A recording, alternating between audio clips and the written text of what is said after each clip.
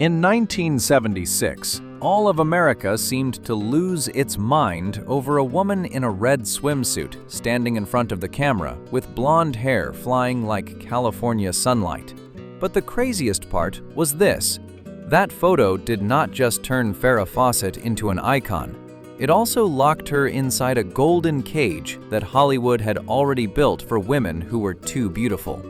This is not just the story of a famous hairstyle, a poster that sold millions of copies, or a beautiful female detective in a television show that changed the 1970s.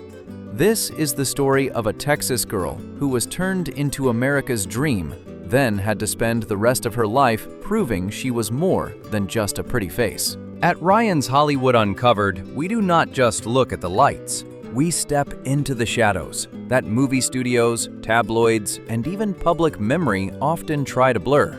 And with Farrah Fawcett, that darkness did not only appear near the end of her life, it began very early. From the moment people looked at her for too long, praised her too much, and decided for her who she was supposed to become.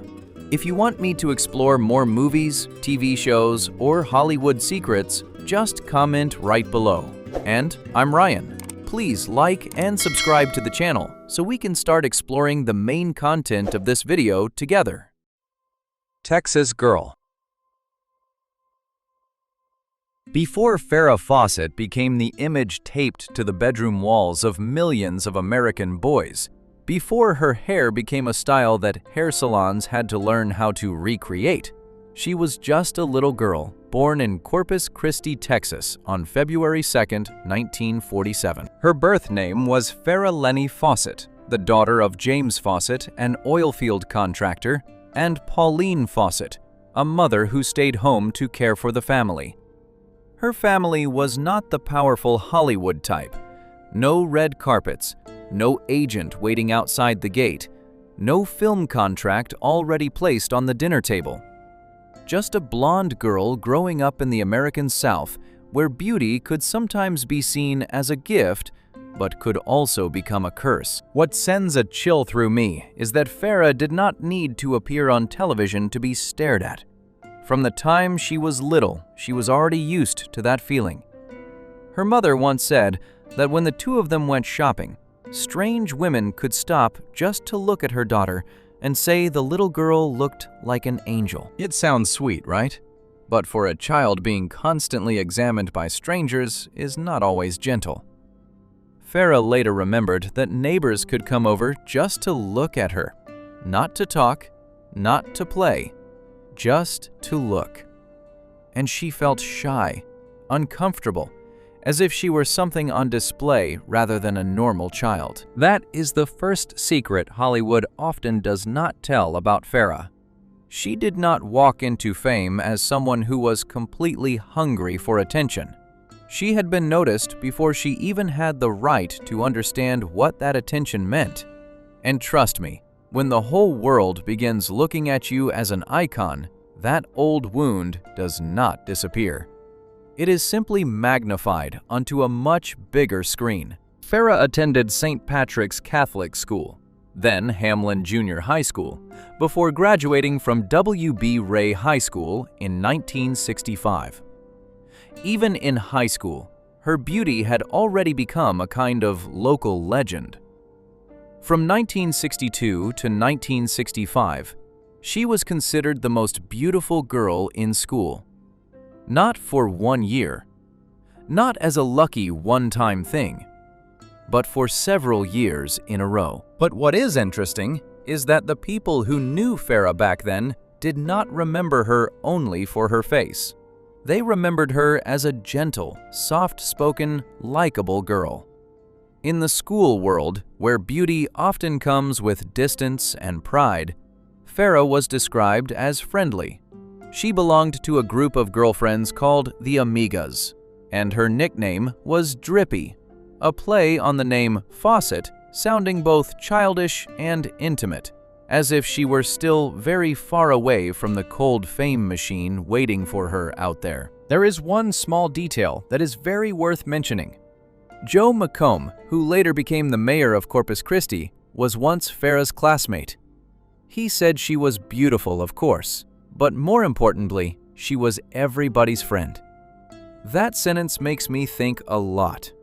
Because later, when Farrah was turned into a sex symbol, the public almost forgot that before every poster, every photo shoot, every interview, she had once been a girl remembered for her kindness. Then, Farrah went to the University of Texas at Austin. At first, she studied microbiology with art as her minor.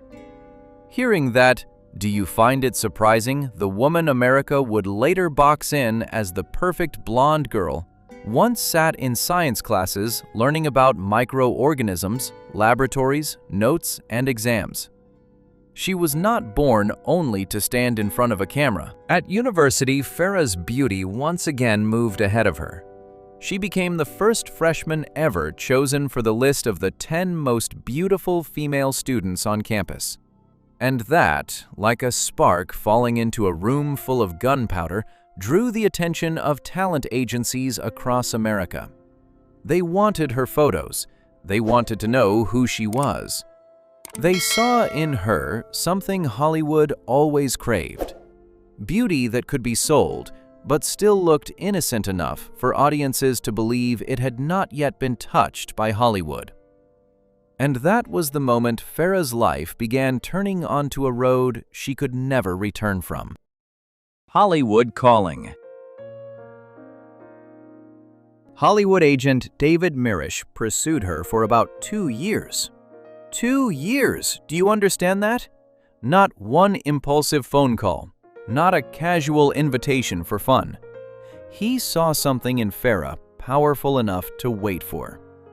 He advised her to come to Los Angeles, where dreams were mass-produced and where beautiful girls were often promised the whole sky before being taught how to stay silent. At first, Farrah refused, and I like this detail.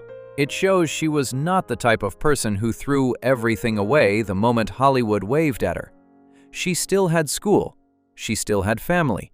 She still had a normal life in Texas. But Hollywood knows how to be persistent. It does not need to force the door open right away. It only needs to stand outside glittering long enough to make you think that maybe this is destiny. By 1968, after receiving her parents' permission to try her luck, Farrah left school before graduating and moved to Los Angeles. And this is the moment when many Hollywood stories start to sound like fairy tales. A young girl comes to the big city. Blonde hair, a smile, a dream. But Ryan has to tell you the truth. Los Angeles is not a fairy tale. Los Angeles is a grinding machine, especially for young women whose beauty makes other people think they have the right to own them. Farrah began with commercials, small television roles, and brief appearances that audiences could forget as soon as the program ended. She worked. She waited. She appeared wherever people needed a bright face. Little by little, Farrah's image began slipping into American screens. Not like an instant storm, but like sunlight falling in streaks across the floor. She was not a legend yet, but Hollywood had started to realize that the camera loved her in an almost dangerous way. Then she met Lee Majors, one of the most prominent male television stars of that time. They began a relationship as both of them were moving closer to major fame. On July 28, 1973, Farrah and Lee got married, and from that point on, her name in the eyes of the public also began to be tied to a famous man. Lee Majors later became the star of The $6 Million Man, one of the hit television series of the era. Farrah made guest appearances in several episodes of her husband's show. This both helped her be seen more and placed her in the shadow of a man who already had a more secure position in the industry. It sounds like a perfect stepping stone. But in old Hollywood, when a woman rose beside a powerful man, people often like to tell the story as if she had been given an opportunity, not as if she had built it herself. And with Farrah, the truth was much more complicated. She was not just Lee Majors' wife. She was preparing to become an earthquake of her own. The Red Poster. In 1976, Pro Arts Inc. came up with the idea for a poster. A commercial photograph, simple enough. But sometimes in Hollywood, a moment that seems small can explode into legend. Farrah took part in the photo shoot, and what I have always found both fascinating and hard to believe is that she did her own hair, her own makeup, and created her own image. There was no massive beauty team standing behind every strand of hair. No dozens of experts controlling every millimeter of her face. Farrah prepared herself trusting her own instincts. She also chose her favorite photo from around 40 shots. The image selected showed her wearing a red one-piece swimsuit turned toward the camera with a smile that made an entire generation unable to look away. And you will not believe this, she did it without a mirror while styling herself. That famous blonde hair seemed as if it had been born from sunlight, but there was a very ordinary detail behind it. She had used lemon juice on her hair before the shoot. Not a luxurious beauty laboratory, not modern image technology, just Farrah. The light, the red swimsuit, and a strange instinct for how to make the camera ignite. That poster later sold more than 12 million copies, becoming one of the most famous and best-selling posters of all time. More than 12 million. That number was not just revenue. It was proof that Farrah was no longer an actress trying to find her place. She had become America's spiritual possession. This is the dark part that many people overlook. When an image is printed millions of times, the real person behind it begins to disappear. From that moment on, Farrah no longer fully belonged to herself. She belonged to bedroom walls, to male imagination, to magazines, to living room conversations, to an entire decade that wanted her to remain forever young, forever blonde, forever smiling. What is crazy is that the poster appeared only a few months before Charlie's Angels premiered. So when audiences saw Farrah as Jill Munroe, they did not just see a television character. They saw the woman from the red poster stepping into their weekly lives. She no longer needed much introduction. America already knew that face. Now they only needed a reason to become even more obsessed. Breaking the Angel. ABC's Charlie's Angels had a simple but addictive formula. 3 beautiful, intelligent women working as private detectives under the direction of a mysterious man who appeared only through his voice. Kate Jackson, Jacqueline Smith, and Farrah Fawcett turned the show into a television phenomenon of the 1970s. As Jill Munroe, Farrah was not cold or distant. She brought a bright, healthy image, both seductive in a Texas way and free-spirited in a California way. Every time she appeared, the screen seemed to light up with her smile, her hair, and her irresistible youthful energy. But Hollywood has always known how to package women. Charlie's Angels was sold as an action show, but the appearance of the 3 actresses was also a major part of its appeal. Farrah understood that, and her famous remark about the show going #1 because 3 girls were not wearing bras was not just a joke. It was also a sharp, bitter cut. Success came too quickly. Farrah won the People's Choice Award for Favorite Actress in a New Television Program and received a Golden Globe nomination. After just 1 season, she became the name every magazine wanted to print, every audience wanted to mention, and every producer saw as profit. Farrah's feathered hair became a cultural symbol. Women brought her photo to hair salons, men bought her poster, and the media turned her into America's Golden Girl.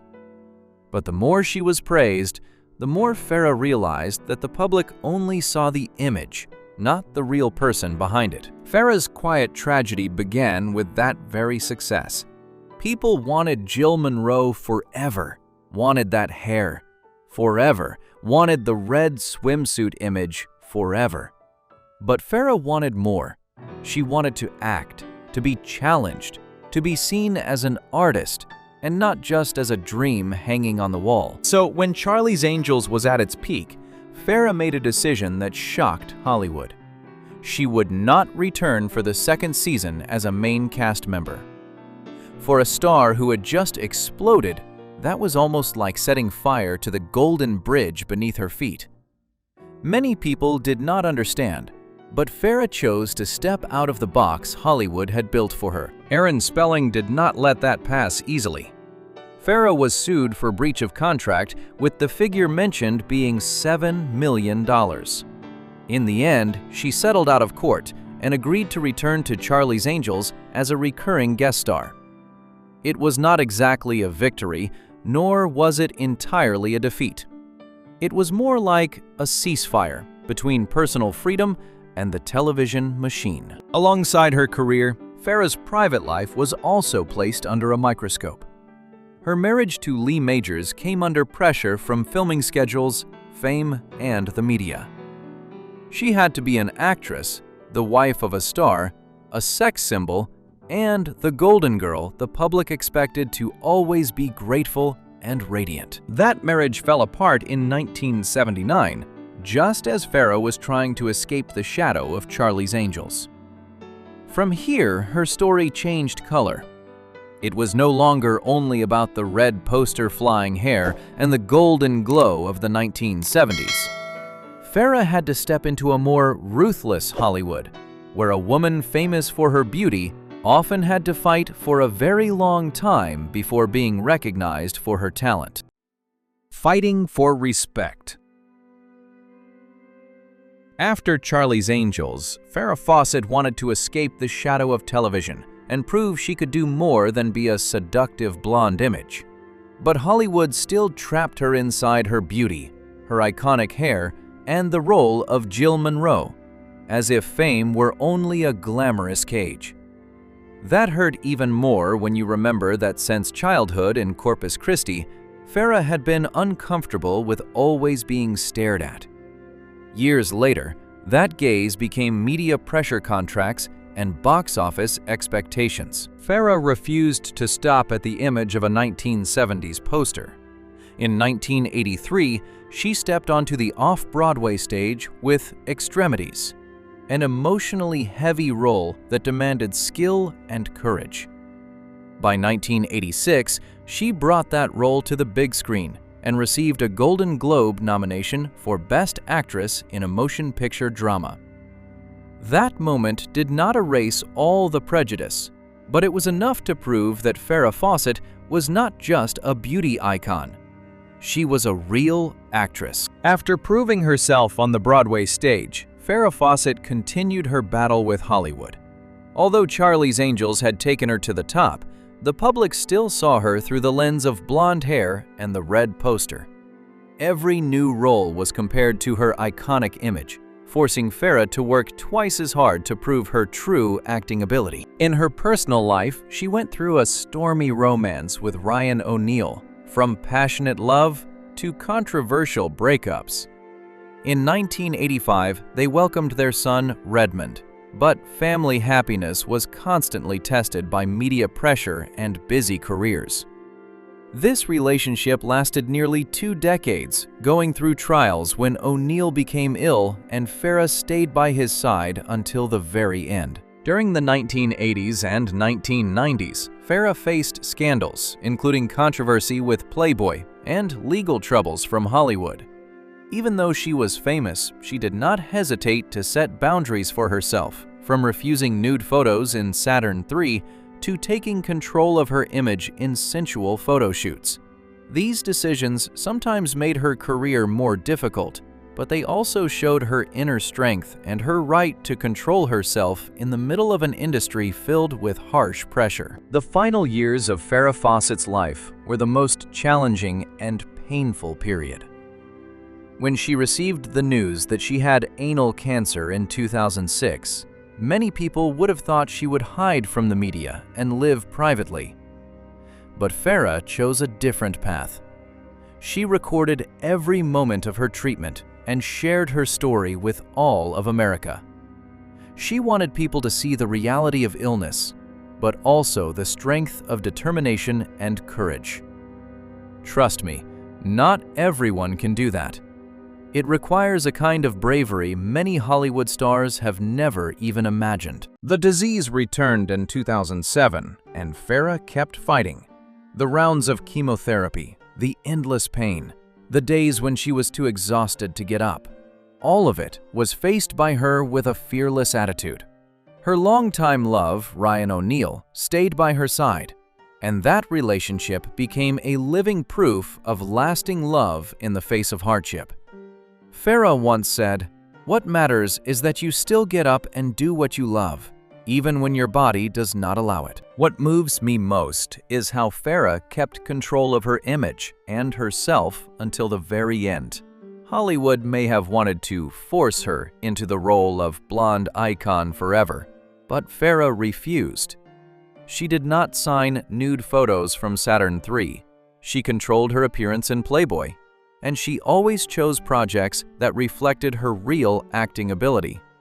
This intelligence, combined with her resilience, turned her into a model not only of beauty, but also of wisdom and inner strength. Farrah passed away in 2009 at the age of 62. She left behind Ryan O'Neal and her son Redmond, along with a legacy that was glittering, but also full of painful questions. We remember her not only for her blonde hair or million-dollar smile, but also for the way she lived faced pressure, scandal, illness, and love, all while still holding on to herself. Hollywood may have temporarily forgotten her, but the story of Farrah Fawcett will always remind us of the value of courage, self-control, and determination in a world full of traps. If there is one major lesson from her life, it is this: the spotlight can be bright, but real strength lies in how you hold on to yourself, make your own decisions, and fight to live the way you want, even when the whole world wants to force you to become someone else. Farrah Fawcett did that, and that is why she will always remain a timeless icon. And that is the story of Farrah Fawcett, from an innocent Texas girl to the red poster that sold millions, to the legendary Jill Monroe, and finally to a brave, resilient woman until the very end. If you enjoyed this video, do not forget to hit like, comment on the person or detail that impressed you the most, and subscribe so you do not miss more hidden Hollywood secrets. I'm Ryan. Thank you for watching, and I'll see you in the next video.